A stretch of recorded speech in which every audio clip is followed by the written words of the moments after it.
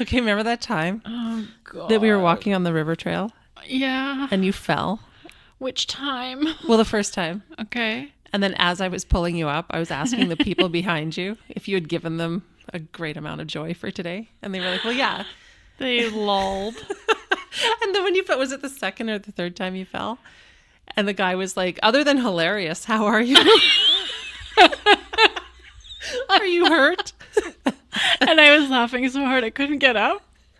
And your car keys were frozen into the ice at that point. And when I fell, I put my hand in dog pee. And then I went to offer you my mitt, but took back the offer. I remember that. I died 3 times today. Cue the music.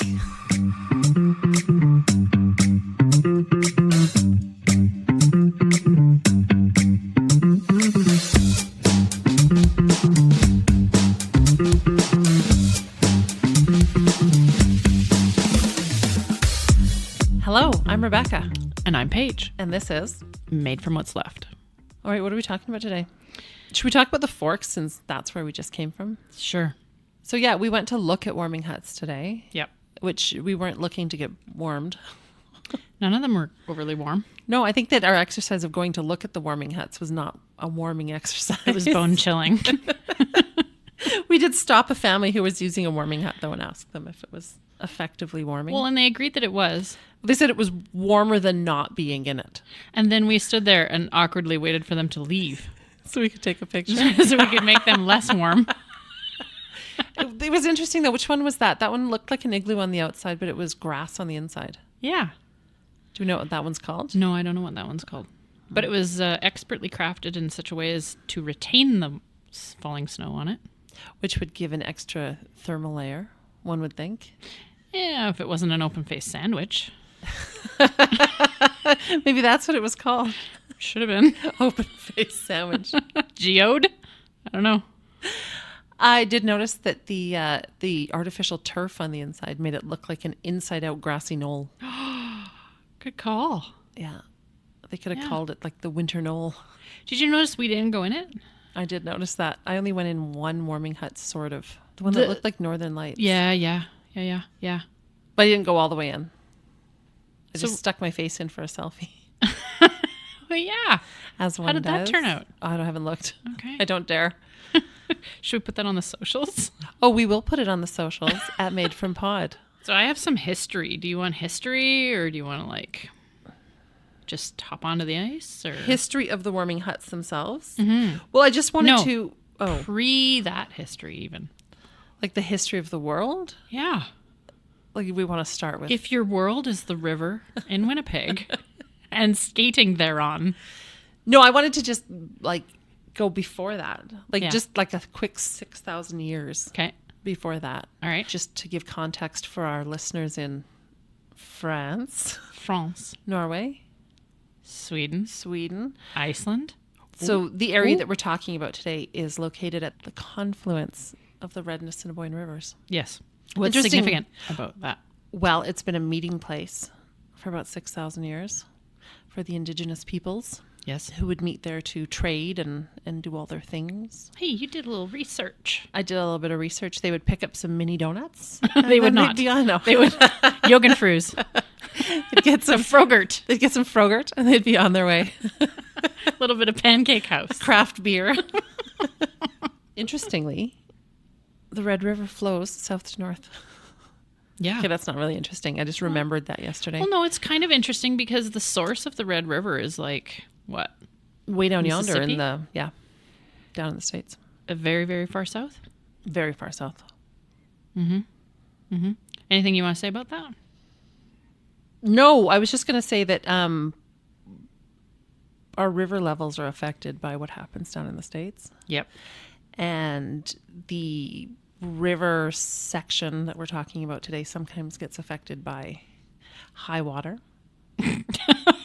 As rivers often Maybe don't need do. maybe don't need to go there. No, the season of the fun on the ice at the Forks is Yes. dependent on two things: the weather Yeah. and the water coming from various directions, But mostly the south. but mostly the south. Okay, so the ice on the rivers is currently frozen Yes. and is being used for recreation, and transportation. And transportation. Do we want to christen the forks as recreation, transportation, And consumption? sure. What else? And alliteration. The fabulous forks. Yep. Transportation, because we have currently over 6 kilometers of skating trail. Is it? Did So- you look that number up? I did. So it's 6 now. 6. That's exciting. That's from Churchill Drive to Hugo Docks. That's huge. So technically I could skate to work. And why don't Technically. you? Well, I can't skate. Oh. Technically. Technically. I have Would skated. you leave your runners in the little red library? Well, see, that's the other problem. My problem with the whole skating at the forks thing is just the logistics for me Yeah. of like getting there, and there's just a If lot only of you could do taking that. off shoes and If only you could do that in the summer. right. That'd be fine. You wouldn't Why- have all the winter gear. Doesn't the river taxi go that far? Oh, Or yeah. does it no longer go that far? Oh yeah. You can catch a boat at the Hugo Docks. It used to. Okay. Yeah. Yeah. It's back. Okay. That's good. Depends again on river levels. Yeah. If the dock is there. Rideau Canal, 7.8 kilometers of skating trail The Rideau Canal in Ottawa. is, sorry, how much? 7.8. Oh. They beat us. Yeah. I think we beat them one year though. I think so too. We had them beat, and Yep. then they've got us beat. Yep. Are we going to try to beat them again? We don't know. We could have sent that Zamboni driver the other way. We should have. To the Last University year of we Manitoba. had 70 days of skating trail. Wow. Which Well, seems like a long time. last year was a pretty rough winter. It was cold. I imagine that Zamboni was doing a whole lot of work getting snow off the ice last year because we had an enormous amount of snow. Does the Zamboni take the snow off the ice? No. You'd need like a plow Yeah.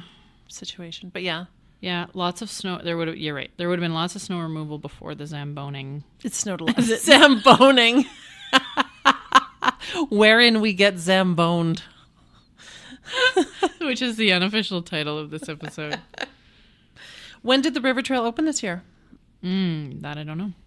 Recently. Yeah. It's usually January to March 2 weeks ago. on a good year. I don't know, but I've been enjoying the sights of how well used the trail is when you drive over various bridges in the city. Yeah. So many people on the trail. And if you're on the social medias, everyone's talking about going skating. Are we going to go skating? No. Well, I don't know. I have skates. I'm not a strong skater. Okay, I'm not a strong walker, as we've established. Are you a better skater? I'm probably a better skater. You look like you would have hockey skates What? to me. Is it because a of the ringette Jets skate? toque and hoodie? Yes. What kind of skates do you have? I have hockey skates. Well, see, there you go. What kind of skates do you think I have? Figure skates. Exactly. But they're brown suede with black fur trim. Oh, cool. Do they have a toe pick? Yes, they do. And Does- that was part of the problem last time. I was skating fine until someone pointed out the toe pick. And then you were hyper focused, and then Yeah. you were staring down at your If you skates. learn to skate with a toe pick, it's not an issue. But when someone whizzes by on hockey skates and says, "Oh, does that toe pick trip you up?" The first thing that happens is the toe pick trips you up. So did you say something about me falling earlier today? And that's why I fell so many times. It was the toe pick on your steel-toed boots. Yeah, for the record, I was wearing safety boots. And I fell 3 times today. You fell thrice, and in 1.7 kilometers. I think you stopped yourself from falling about 5 more times. It's true.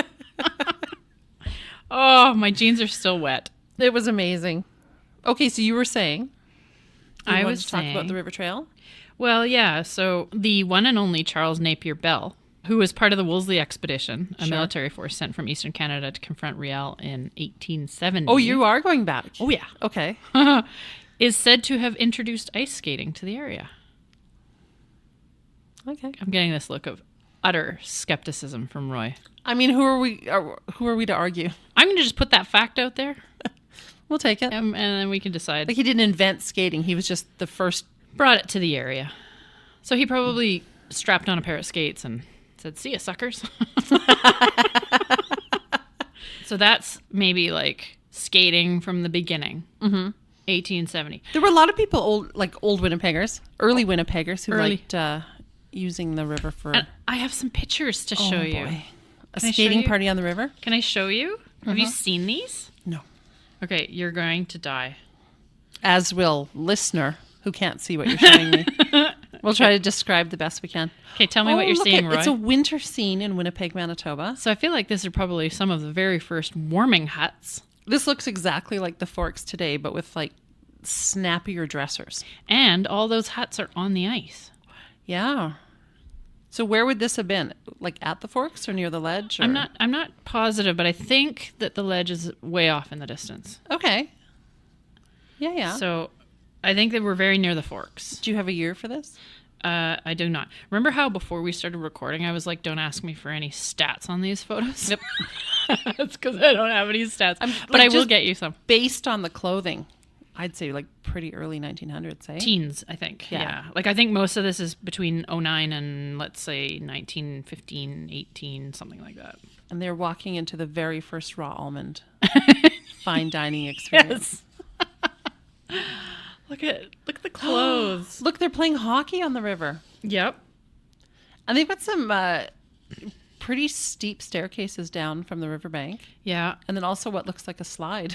If you're in a hurry. I think it was. Slide down, climb up. Well, I think it was a toboggan slide. And the ladies are dressed beautifully in their long coats. Aren't they? And everyone has a hat. Well, yeah.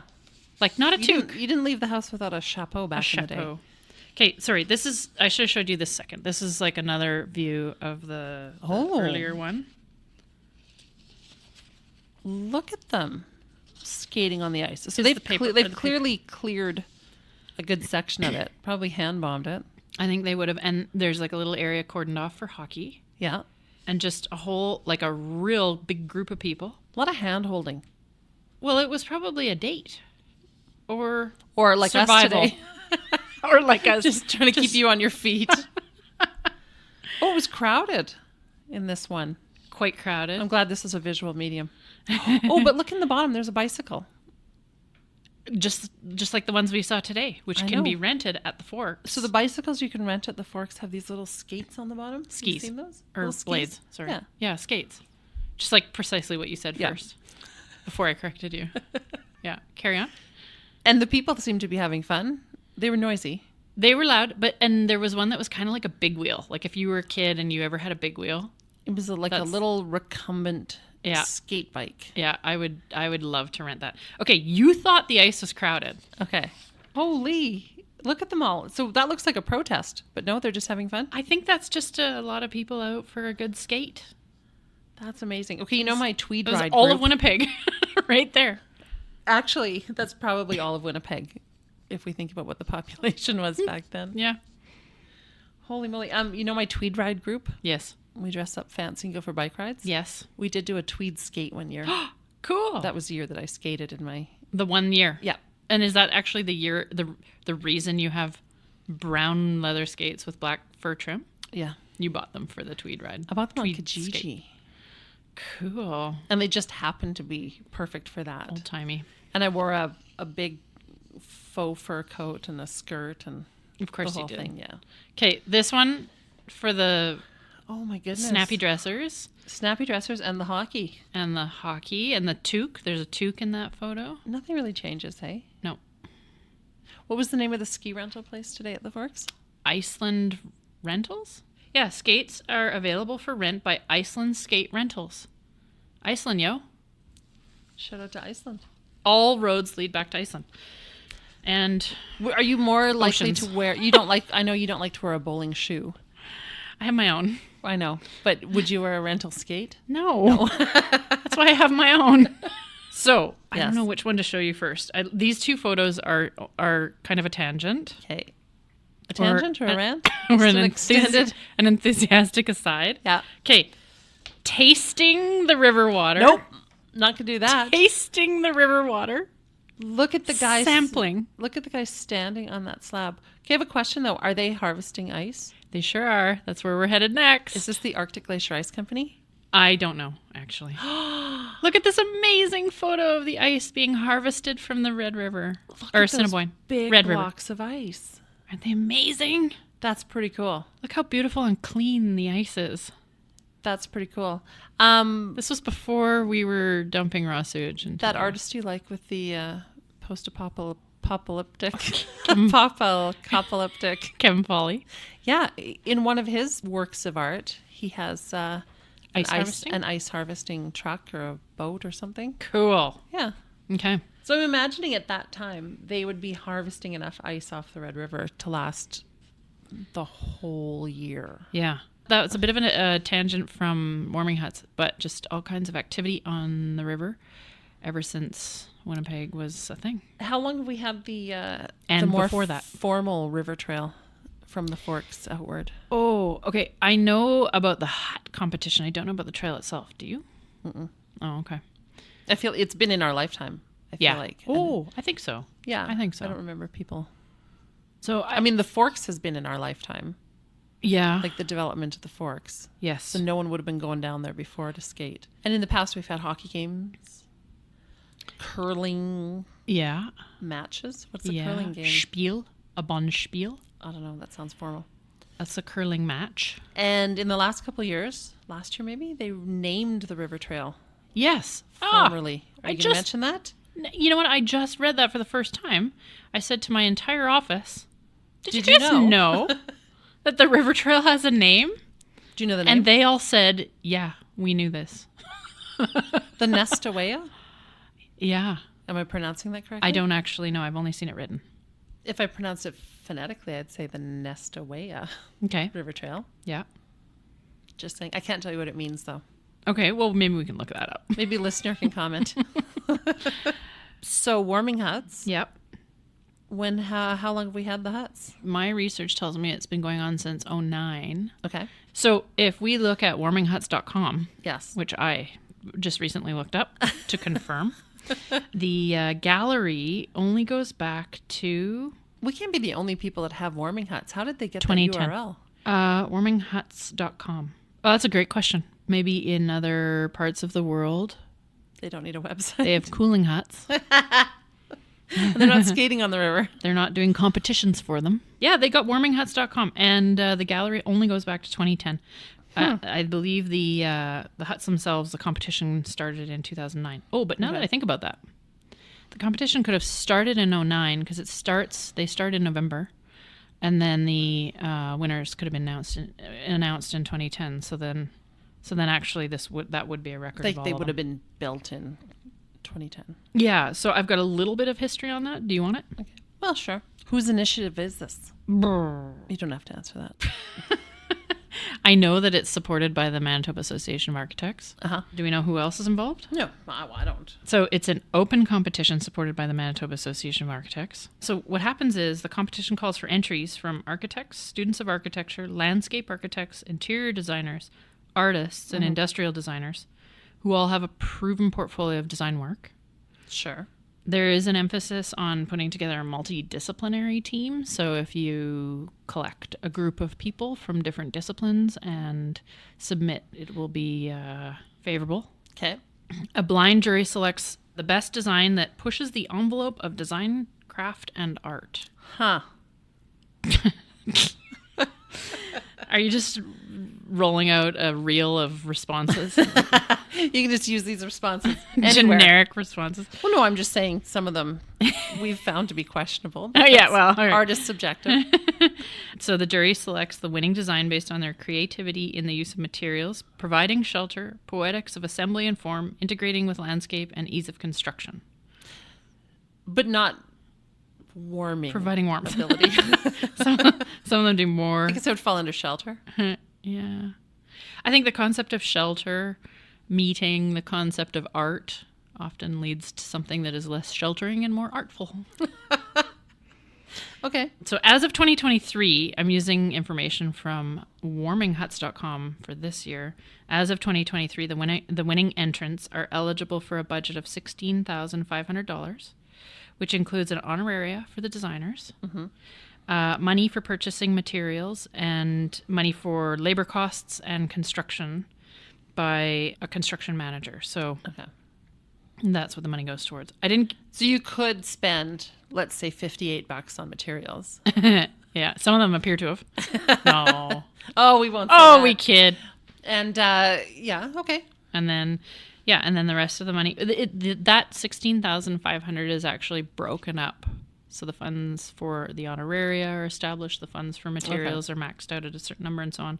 Yeah, there's a little bit of guidance there for how the money is to be spent. All the entrants are reviewed, and a short list of 10 is formed. Okay. From the 10, a short list of 5 is formed. And from the 5, the 3 highest undergo a technical review. Okay. Do you know about these things? Am I boring you to death? No. Oh, okay. So then at the end of January, the winning teams do a week-long building blitz. Okay. And I'm wondering if we're in that week-long building blitz right now, which is why I feel like we didn't see any new completed huts today. We saw one that was kind of sectioned off. Oh, yeah, it's under construction. It's under construction. Yep. I wonder, so the one that we saw, it's called Curtain? Yes. Called Curtain. And it looked to me like a metal frame. Yeah. That they have been dripping water over. Yeah. To create ice walls. Yes. I'm wondering if the location under the bridge was strategic, because that's not going to get hit by any direct sunlight. But it sure was pretty. It was pretty.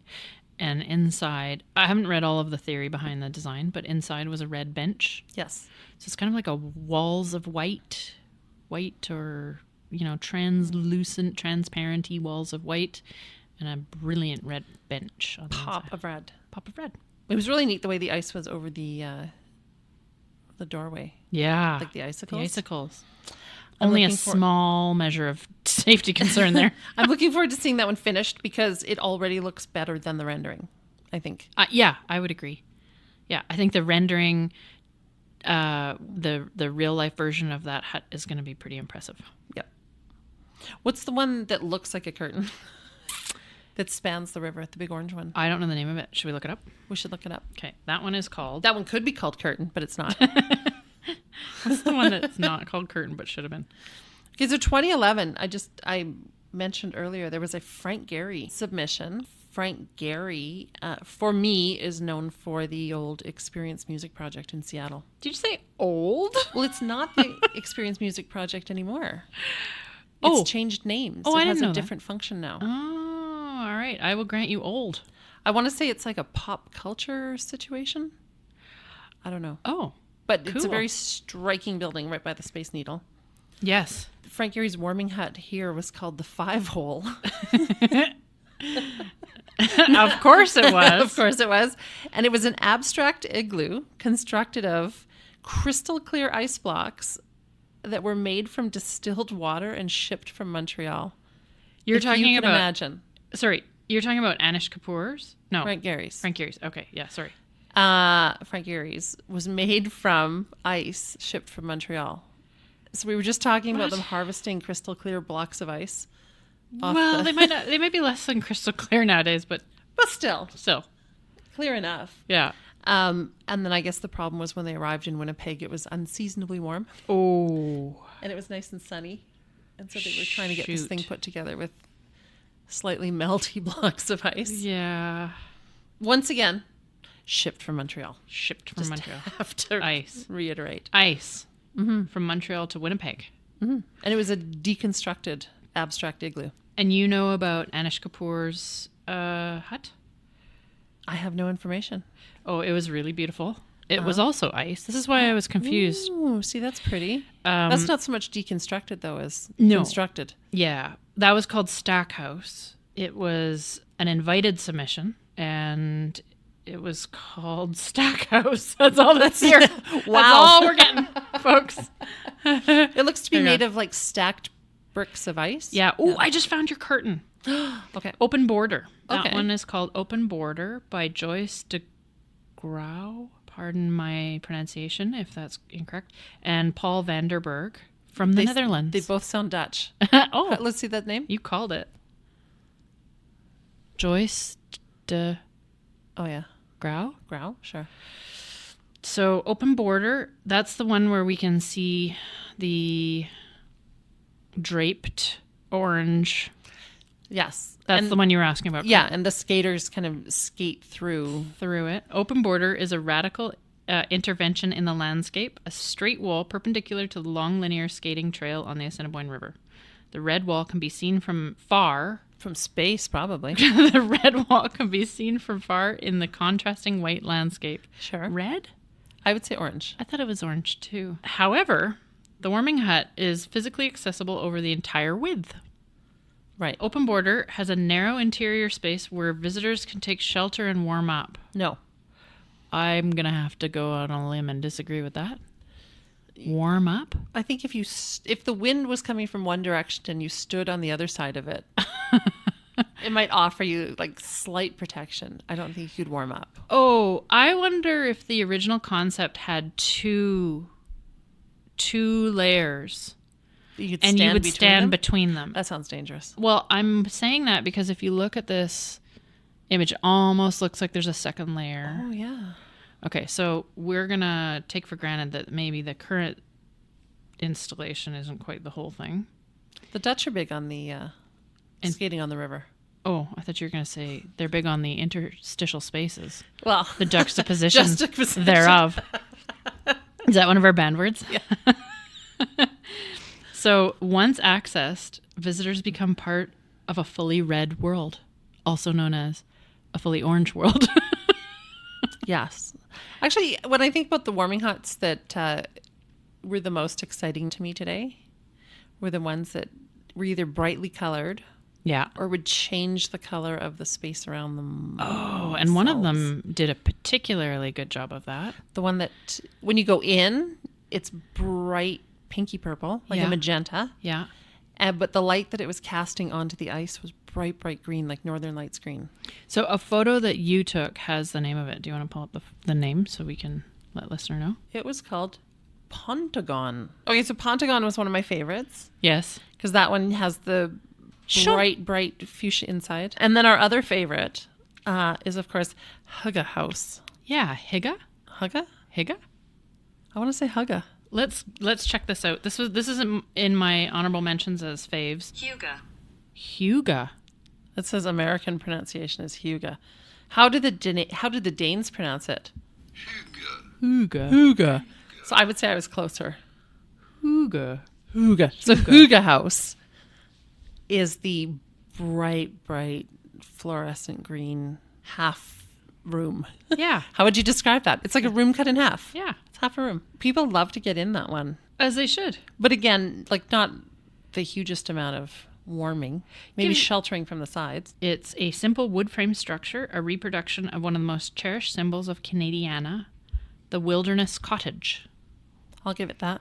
Within Hygge House, artifacts of cottage life set a stage for an authentic depiction of the comfort and familiarity of the weekend getaway. The entire interior of Hygge House is painted fluorescence. Yes. It's like fluorescent green, wouldn't you say? That is in my top 2 faves. Do you know what the word means? Time. Hygge? No. It's a quality of coziness and comfort. Well, I agree. So you're supposed to get in there and feel cozy and comforted. Neon. And did you? Always does that for me. It was this one for me. Well, are you going to tell listener what that is? Well, so just outside the Forks building, there are several warming huts that aren't out on the ice. They're from past years. And you can interact with them. They're a little easier to get in and climb on without skates and slipperiness to impede you. One of them is called Windshield. Yeah. Do you have video footage? We're going to post a video of Paige on Windshield on our socials. It's a giant kite-like structure that spins. And watching Paige, oh my gosh. You got to watch the whole thing. And also outside Johnson Terminal is Al Simmons' Sounds Crazy Caboose. Oh. Okay, but before we get there, Yeah. should we mention that Kate Busby and Bella Totino of Vancouver designed that windshield? You could. Okay. You could and mention then, that. what were you going to say? There was also the stand, which had the little red stools inside. Yes. That one was pretty cool. And it had a little bit of poetry. Yeah. And then outside the Johnson terminal was Al Simmons' Sounds Crazy Caboose. Yes. And you can go into it and make music. Yeah. Why didn't we? I think there were children in there. Oh. We try to avoid. No, we wanted them to enjoy a little bit that's what it was. We weren't avoiding the children. We were giving them their space. Can I tell you a little bit about how far-reaching this competition has been in terms of from where some of the entries have come? So far, the Netherlands. Yes. Farther than that? Yeah, and Okay. this is not a list of countries or cities because it's a list of countries and cities all mashed together. And it is in no particular order. Okay. There have been entries from New York, Tel Aviv, Philadelphia, Victoria, Toronto, LA, Norway, Czech Republic, Mexico, Russia, Nunavut, Nebraska, Netherlands, Chicago. Did I say Chicago? London, I did. Estonia, New Jersey, Berlin, Strasbourg, and Tokyo. So not all winter cities. No, and not all cities. And also, that's not a... Geography is tough. Also, that's not a full list. That's just some notables. Because, of course, we've had entries from Canada as well. As an architect yourself, Yeah. have you considered entering? You know some people. You could get some multidisciplinary action happening. Yeah. No, actually. What about like a warming podcast booth for next year? Ooh, that's a good idea. A remote on-location warming hut. Yeah. Yeah, all right. Okay. I'm up to the challenge. Okay. Unfortunately, we can't start that till November of next year when the new competition opens. You have to wait that long, eh? Well, yeah, I think they begin taking entries in November. Okay. But we could start thinking about it now. Okay, let's. Okay. What would you have in your warming hut? I would probably have a heater. I would have a door with a lock. Walls on all sides? Wi-Fi. A heater. And how would you keep the ice You know cold? what I would do? I would. It would be interesting to do something with reflective surfaces. I was Oh. thinking like a. You get in there and it's like a kaleidoscope. Oh, from the inside. That'd Okay. be kind of cool, right? Yeah, just from the inside. From the outside, it could look like anything, any old garbage.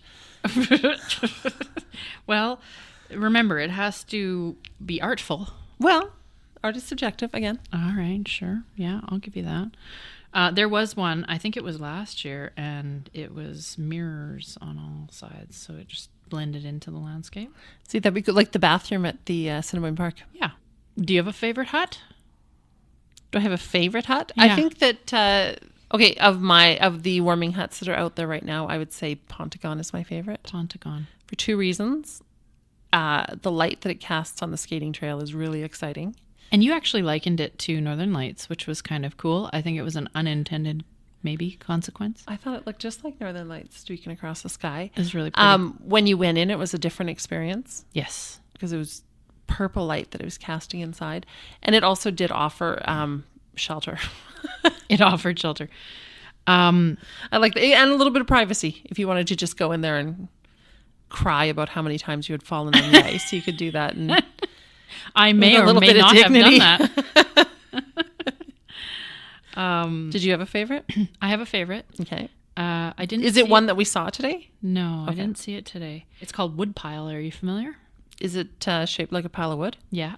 Is it the one that you have to crawl under to get in? Nope. Okay. Then I don't know. It was from 2011. It was designed by Noah Brian and Roy Talman. Again, I apologize if my pronunciation's off. They are from Tel Aviv. Okay.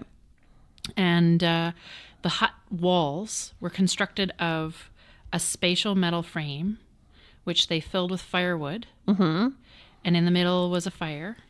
And so all season long, you would take wood from the walls, burn them in the fire, and then as the season went on and you needed fire less and less, the wood would be sort of disappearing, and so the hut would change through the season as you use the wood.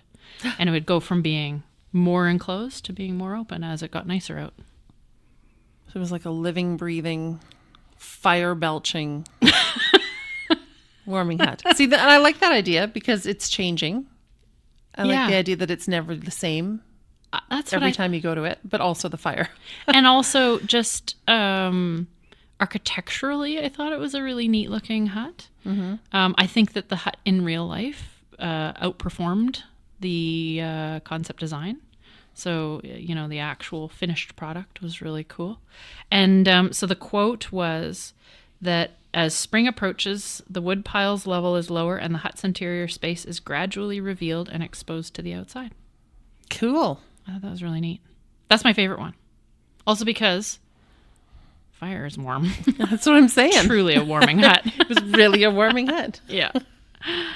And then I think, although we haven't had a chance to see it yet, I'm really looking forward to seeing Nyx, which is the Wanda Coop and Tom Fougere, Fougere, perhaps, were invited artists. Yes.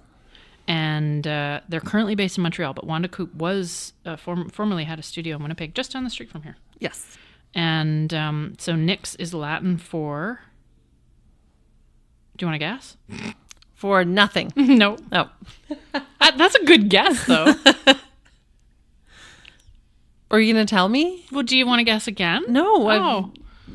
Latin for snow. Really? Yeah. That's it? Oh, okay. Yeah. It's a beautiful color. It's beautiful. Well, and if you're familiar with Wanda Coop's art, yes, it does have a very strong likeness to Wanda Coop's art. Mm-hmm. It's absolutely beautiful. And I read that it was inspired by the beauty of a Winnipeg winter. I like that. So as we were saying, there weren't any new huts ready to explore and interact with today on the river. Maybe we should do a follow-up. But, maybe by the time this is up, they'll be ready to go. Maybe. We'll follow up on our socials. Okay. We didn't make it that far down the river today either. So 1.7. There were many more. 1.7 kilometers? We walked 1.7 kilometers, which includes the round trip. So we only went 1 out of a possible 7 kilometers. Okay. Less than 1 out of a possible 7 kilometers. Right. I don't know how... If we had continued down towards Osborne Village or Hugo Docks, we would have seen more warming huts. Yes. So on a nice day, a person could explore many more than we. But we did see the Zamboni. We did. Which was a highlight. It was. The fun fact is the Zamboni is powered with waste oil from the fast food restaurants at the Forks. What? Yes. Cool. And so we didn't get close enough to it today. To smell it. But it'll smell like mini donuts or French fries or nice tasty things. I should have just fish and chips. I should have just grabbed onto that bumper and made my way back. Also super cool, and also speaking of food, were we? Are we ever not? They were putting the finishing touches on raw almond. Yes. While we were out there today. Should we tell listener what raw almond is? Do it. It is a pop-up restaurant right on the river surface. Yeah. And it's in a one-of-a-kind structure right there on the ice. Pretty neat. The years that I've gone, they've had wood stumps as chairs. Is that pretty typical? They are celebrating their 10-year anniversary this year. I can't believe that. But they took a 3-year hiatus. Oh. All right. So this would be the 10th year, but also the 7th year. And they will be running January 26th to February 18th. And it is sold out. Shoot, I have tickets for February 19th. You'll be helping with cleanup. I'll just be sitting there eating a fruit roll-up. So lots of guest chefs from around the world. Locally, we have chefs from Deer and Almond, Nola, Petit Socco, Tabula Rasa, Hearth, Ujiro. Wow. Among other places. People. So every night it's different. The menu is different with different chefs. Okay. But the best news is that there's also a brunch service. No way. On weekends from 10 to 2. No ticket required. What? It's a walk-up service. No way. Yes. And do you know who the 2 guest chefs that are running it are? Who? Crumb Queen is doing 2 of the weekends. Who is Crumb Queen? She does these little pop-ups. Micro? Macro? Macro's the big one. Yeah. Like a micro pop-up.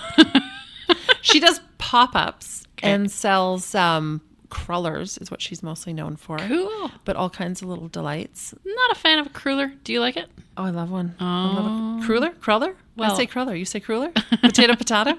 No one says potato. So for 2 weekends out of the raw almond, January 28th, 29th, and February 11th to 12th. Are we going to do this? Yeah, I think we should do that. Why She'll don't be we selling her very famous crullers, among other things. And then February 4th and 5th, the pop-up is run by Hoagie Boys. No way. Hoagie Boys are doing the brunch. I love the Hoagie Boys. Well, okay, so how we should plan this. We should do this before the next record. Sure. We can go to a pop-up. Did you say it's always Saturdays? Saturday, Sunday. Saturday, Sunday. So we're going to do that. Let's do that. We can do that. And listener, you should too. These are the kinds of things. If they do well, we get them again. Right. Yeah. If they're well attended. The more successful they are, the more they're likely to happen again. I was also going to mention that based on the success of raw almond, there has also been a raw Tokyo and a raw Churchill. No way. Mm-hmm. They have inspired other events, you're saying? I think it might be the same people, but yeah. So, like, I think raw Churchill was in Churchill, an offshoot, and they went up to Churchill and they did a similar event. Cool. And do you know any more about raw Tokyo? I know nothing. Okay. Was it in Tokyo? I'm assuming. Cool. It's very cool. Yeah. So yeah, I would say that if you weren't lucky enough to get a ticket to the 10-year anniversary of raw almond for the dinner service, to definitely show up for the brunch pop-ups. Yes. With Crumb Queen and the Hoagie Boys. Cue the music.